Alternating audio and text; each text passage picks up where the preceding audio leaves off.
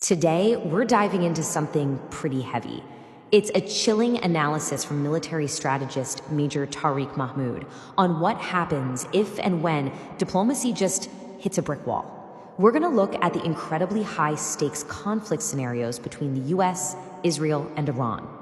So what happens when the talking stops? I mean, really stops. That is the question hanging over the peace negotiations right now.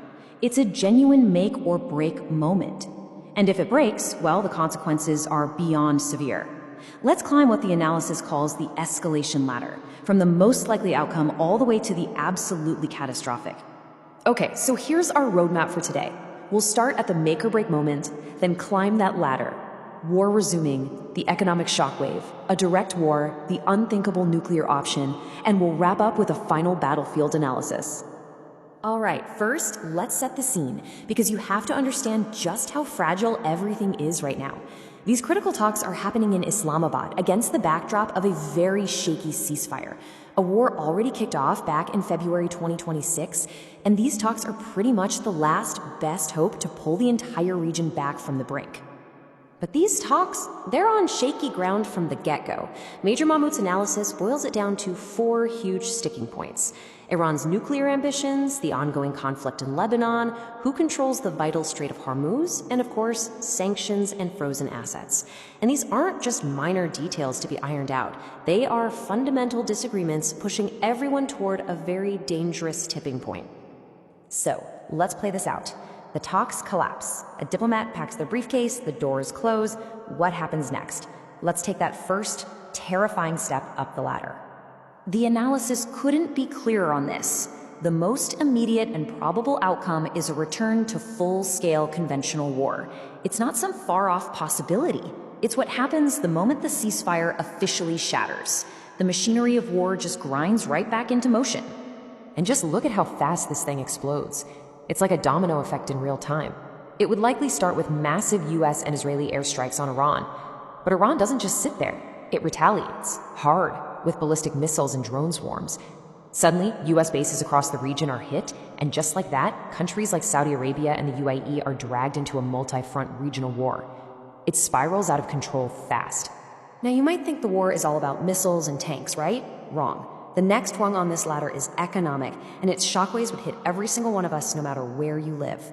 And the weapon of choice here? It's not a missile. It's a tiny strip of water, the Strait of Hormuz. This is the artery for a huge chunk of the world's oil. Iran has leveraged it before, and in a full-blown war, it becomes their most powerful non-military weapon. They could disrupt it or even close it. So what does that mean in real terms? It means a number like this: $200 a barrel.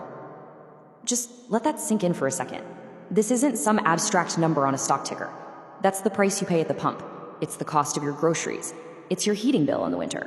And the fallout from that one number, it means a regional war instantly becomes a personal crisis for families everywhere. We are talking about a guaranteed global recession, crippling inflation, and chaos for all global shipping, not just oil. All because one narrow shipping lane gets weaponized. So what if the economic pain and the proxy battles just don't end it? What if the fighting keeps going? Well, the conflict climbs another rung and it gets even nastier. It becomes way more focused, far more direct, and just devastating. And the path to get there is terrifyingly simple, according to Mahmoud's analysis. It's just 3 steps. Step 1, diplomacy is completely dead.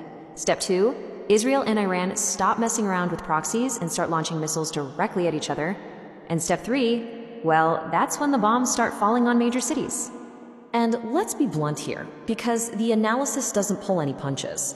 We would be looking at cities like Tel Aviv and Tehran in ruins.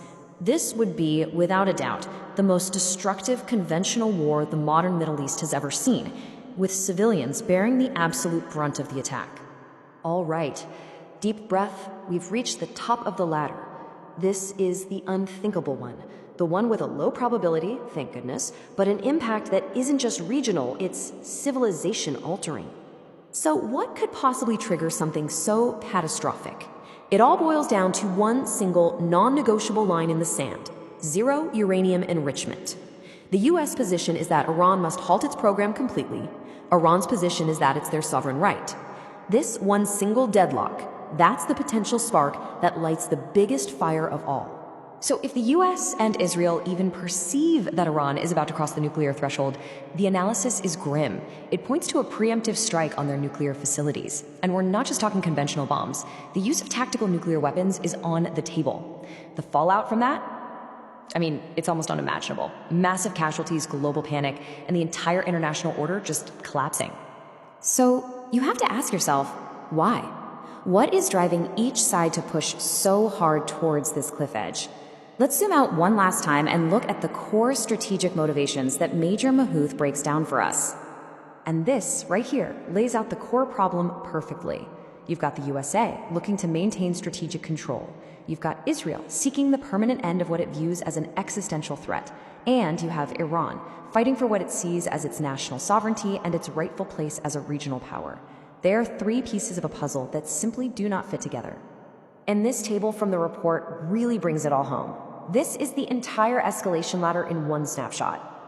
I mean, just look at the top. You have two scenarios, full war and an oil crisis, both with a very high risk of happening. That's scary enough.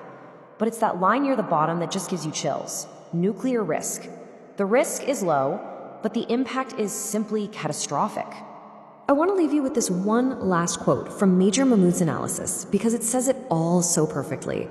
The battlefield will expand from deserts to oceans, from missiles to markets, and from soldiers to civilians.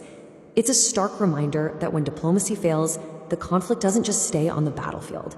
The battlefield expands to everywhere, and everyone